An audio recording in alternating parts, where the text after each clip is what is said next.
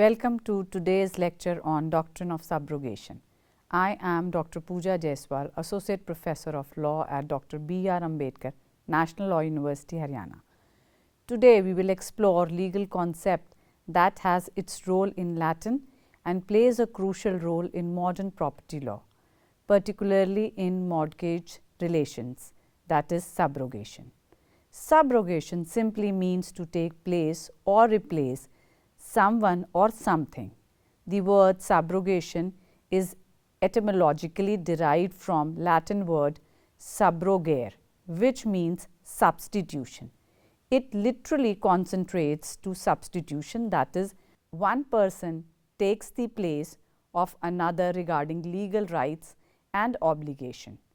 As a legal doctrine, subrogate implies that one person, the subrogee, is allowed to step into the shoes of another person, known as the subroger, in order to exercise the legal rights.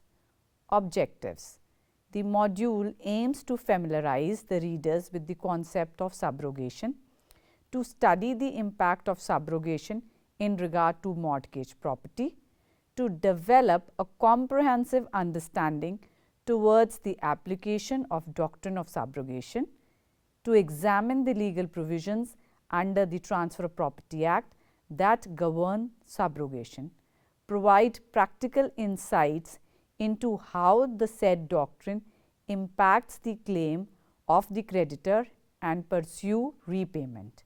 Learning outcomes: after going through this module, the readers will be able to identify the elements and purposes of subrogation, understand the application of subrogation, and will comprehensively understand legal provisions governing subrogation, recognize ways in which subrogation takes place.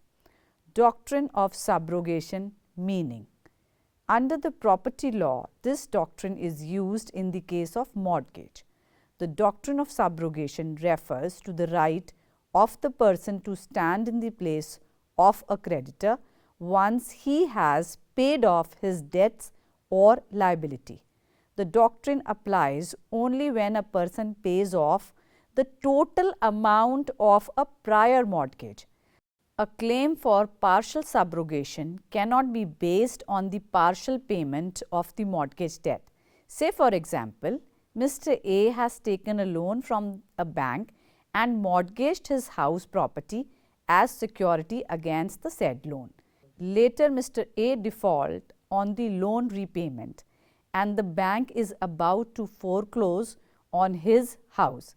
Mr. B, A's friend, in order to help him, pays off A's debt to the bank and redeems the mortgaged property.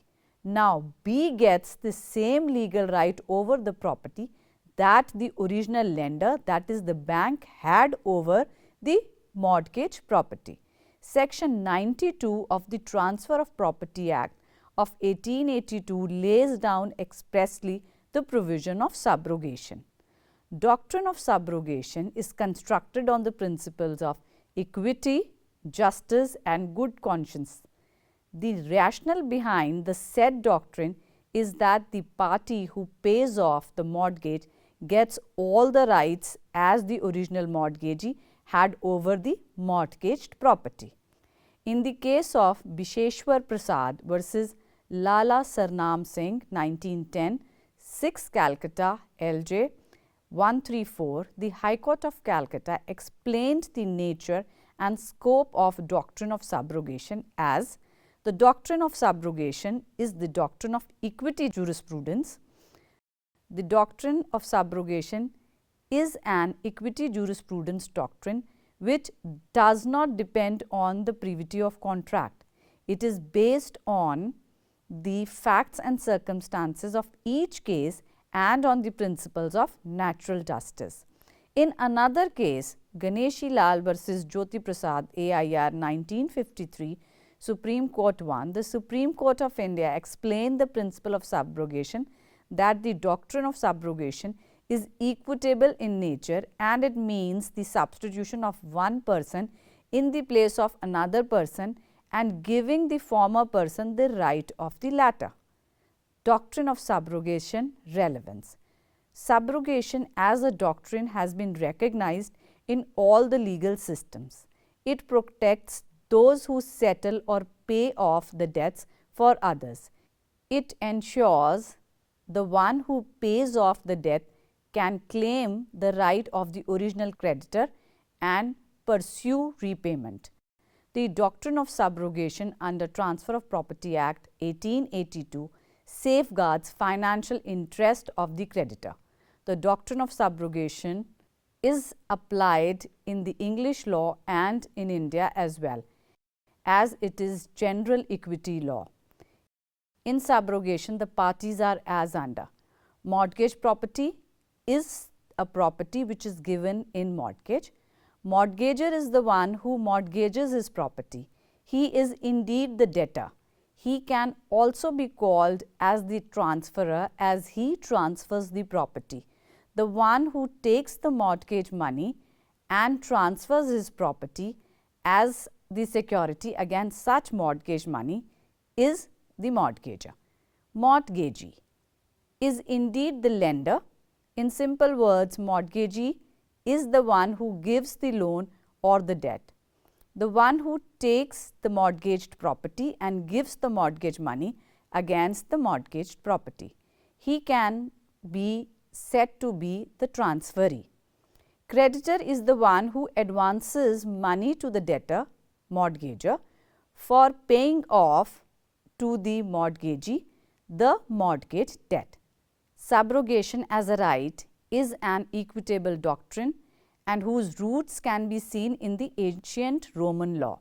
In Roman law, if a creditor who advances money to the debtor, mortgager, for paying off the mortgage debt on the condition that he, creditor, shall be substituted in the mortgagee's place and the debt is paid by the creditor money, then he would have the right to claim the interest in the security mortgage property that has been discharged. For instance, Mr. A mortgager mortgages his property for rupees 1 lakh to Mr. B mortgagee. Mr. Z creditor advances a loan to Mr. A to pay off the mortgage debt to Mr. B on the condition that Mr. Z creditor shall be substituted in the place of Mr. B and have interest in the mortgage property that is discharged because of the money advanced by Mr. Z. Mr. Z shall then be subrogate in place of Mr. B. Example explains the doctrine of subrogation. In India, the doctrine of subrogation was added by the Amending Act of 1929 as Section 92 of the Transfer of Property Act 1882. Prior to this, the doctrine of subrogation was only used as an equitable principle and no legislative provision existed. It no longer exists as an equitable doctrine, but is rather a statutory doctrine. Now, under the Indian law, the Transfer of Property Act 1882 under Section 92 explains the concept of subrogation, that if someone other than the mortgager repays off the mortgage on the property, then such person who has paid off the amount essentially steps into the shoes of the original mortgagee, thus gaining the right to foreclose or sell the property if original borrower defaults. Subrogation and practical consideration under the Transfer of Property Act. The Transfer of Property Act of 1882 is the key legislation that deals with all the rights pertaining to physical property of a person. Transfer of Property Act also deals with the concept of mortgage and the subsequent right of the mortgager and mortgagee. The mortgager, debtor, is that person who takes debt known as the mortgage money from the mortgagee who gives loan or debt against the immovable property known as the mortgage property. Once a mortgage is always a mortgage, which means that mortgage can never be turned into a transaction where the mortgagee can sell the property in spite he getting redeemed. This gives the right to the mortgager, which is known as the right to redemption.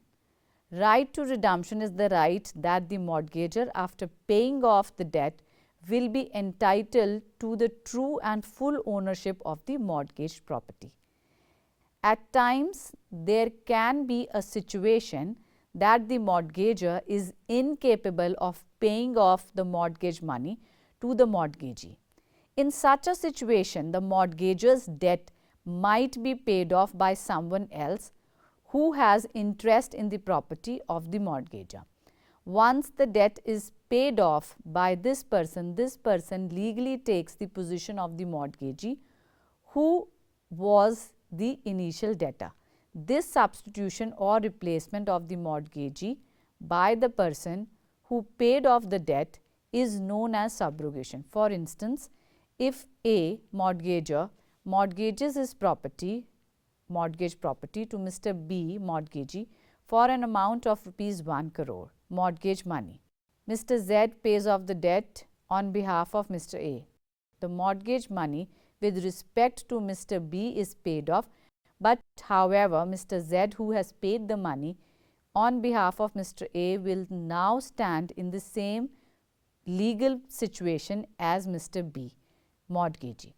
The principle of substitution is now as subrogation under Section 92 of the Transfer of Property Act 1882. Section 92, Subrogation. Any of the person referred to in Section 91 other than the mortgager and any co-mortgager shall, on redeeming property subject to the mortgage, have, so far as regards redemption, foreclosure or sale of such property, the same right as the mortgagee whose mortgage he redeems may have against the mortgager or any other mortgagee. The right conferred by this section is called the right of subrogation, and a person acquiring the same is said to be subrogated to the rights of the mortgagee whose mortgage he redeems. A person who has advanced to the mortgager money with which the mortgage has been redeemed shall be subrogated to the rights of the mortgagee whose mortgage has been redeemed if the mortgager has by a registered instrument agreed that such person shall be so subrogated. Nothing in this section shall be deemed to confer a right of subrogation on any person unless the mortgage in respect of which the right is claimed has been redeemed in full. In light of Section 92, following are the essentials of a valid claim of subrogation. A mortgager cannot claim subrogation as repayment of the debt is his legal duty. The claim can be made by the mortgager only when he discharges the debt of the other mortgager. For a valid claim of subrogation must be fulfilled in full and not in part. A partial subrogation is not valid. The presence of legitimate interest is important to demand subrogation. The redemption should be in writing, stating that the debt is repaid and the person will be subrogated. Kinds and essential requisites regarding a valid claim for subrogation. The provision pertaining to application of doctrine of subrogation are dealt under Section 92 of the Transfer of Property Act 1882. As per Section 92, the doctrine of subrogation can be of the following two types. Legal subrogation. The subrogation that happens by the operation of law is known as legal subrogation. Section 92, paragraph 1 deals with legal subrogation. Except the mortgager, any other person who is interested in redemption or has an interest in the mortgage property can be subrogated in the place of mortgagee. Subrogation as a legal right arises by the operation of law and not on the consent of the mortgager or any other agreement. legal subrogation is established on the equitable principle of reimbursement. If a person makes any payment which legally has to be paid by another person, the former should be reimbursed. Section 92 provides that legal subrogation can be claimed by following person: puny mortgagee. At times, same property is mortgaged to different mortgagees. All the mortgagees have the right to redeem their mortgage. A puny mortgage is a subsequent mortgagee whose mortgage is lower in priority in comparison to the pre-existing mortgage. When a subsequent mortgagee pays off the previous mortgage, the later mortgagee is subrogated into the shoes of the prior mortgagee.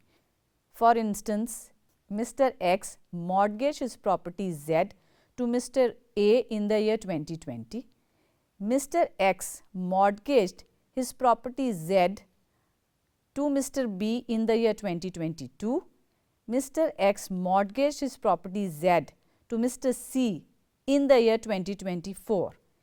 In this the situation, Mr. C, last mortgagee, can redeem the mortgage executed in the year 2020 by paying to Mr. A, first mortgagee. Mr. C can now be subrogated in the place of Mr. A for all the purposes. Mr. C now has the right to redemption even prior to Mr. B because of the principle of subrogation. In a situation where the subsequent mortgagee redeems a mortgage prior to his mortgage, it is deemed that he has acted on behalf of himself only. The mortgagee who redeems a mortgagee prior to him neither becomes the mortgager nor the agent of the mortgager. Subrogation, in fact, gives priority to a subsequent mortgagee to have priority over the prior mortgage. Co-mortgager. Co-mortgager is the co-debtor who takes debt and as well as has a part in the mortgaged property. A debtor is only liable to the extent of his share of the debt and not more.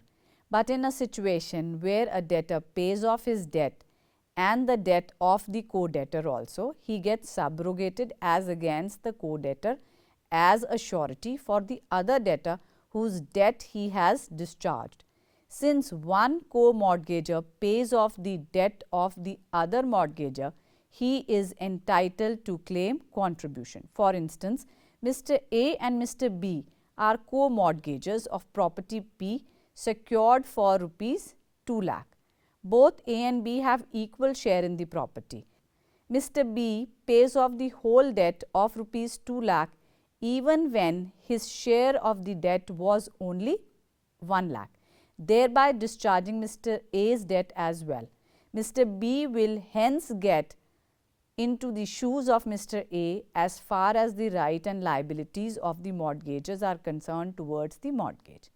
In the case of Ganesha Lal versus Jyoti Prasad AIR 1953, Supreme Court 1, the Supreme Court held that if a co-mortgager does not pay the entire debt but only a part of it, the co-mortgager will only have a right which is proportionate to the part paid. Surety. Surety is that person who promises to pay off the debt in an event where the mortgager fails to redeem the debt. When the surety repays the loan on behalf of the mortgager, he is subrogated in the shoes of the lender mortgagee. The surety has all the rights that are akin to that of the mortgagee. Purchaser of equity of redemption. Equity of redemption refers to the mortgager's property which he can sell or even assign. The purchaser of equity of redemption will become the owner of the property in place of the seller, that is the mortgager. Since the purchaser becomes the owner of the property, does he then take the place of the mortgager or get subrogated in the place of the mortgagee for the purpose of subsequent mortgagee? This confusion was faced by the Indian courts and was resolved by the judiciary by introduction of the principle of intention. The purchaser of the equity of redemption only intends to keep the mortgage alive and neither becomes the owner of the property nor mortgager. Subrogation by purchaser of equity of redemption can be illustrated as follows. For instance, Mr. A mortgages property P to Mr. B. Mr. A then mortgages property P to Mr. C. Mr. Z purchases A's equity of redemption and pays off Mr. B. As per section 92, Mr. Z will be subrogated to the rights of Mr. B mortgagee.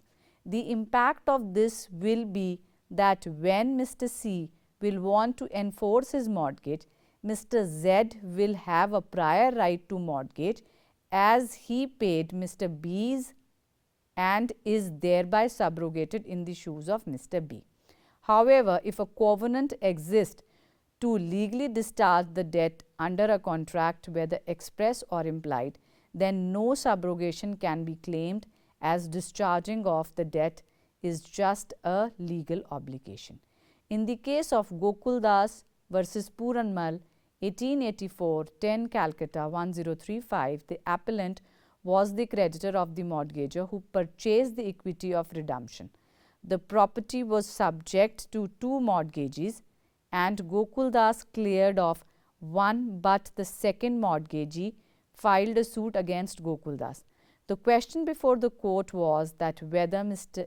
Gokul Das is in the capacity of the owner mortgager of the property or as the mortgagee subrogated as the first mortgagee.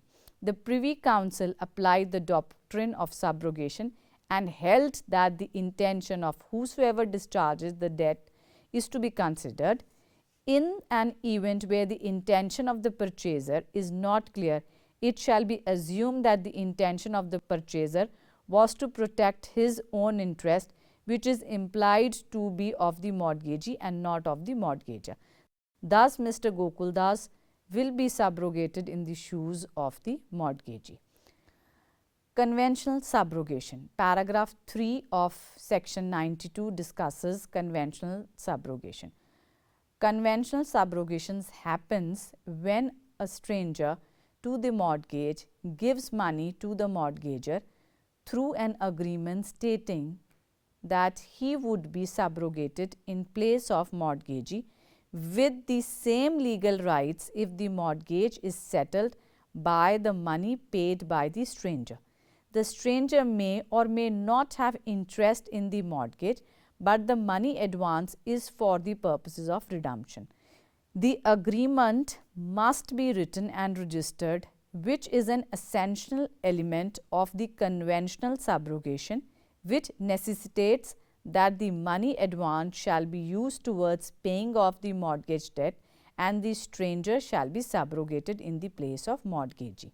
The failure to have such an agreement will result in the stranger not being subrogated as the mortgagee even if the debt is paid off. The doctrine of subrogation can only be applied when the prior mortgage is discharged completely and not partially. As per the last paragraph of section 92, no subrogation is possible if the redemption is partial. Partial redemption might give rise to confusion as to the apportionment of the claims, so redemption and subrogation is only possible when the discharge is in full. To conclude, the doctrine of subrogation is an equity principle which is now covered as a legal provision under section 92 of the Transfer of Property Act 1882. The principle states that if a person pays the mortgager a sum for repayment of loan, the person who extends this money should have all the rights of the person to whom he has paid the money. The person who redeems the mortgage inherits the right of the original mortgagee. The redeemer can enforce these rights, including recovering the debt. The said doctrine is based on equity to ensure that there is no unjust enrichment. Thank you for your attention, and I encourage you to review the cases we discussed today to better understand how courts have interpreted and applied this doctrine in various situations. Good day to all.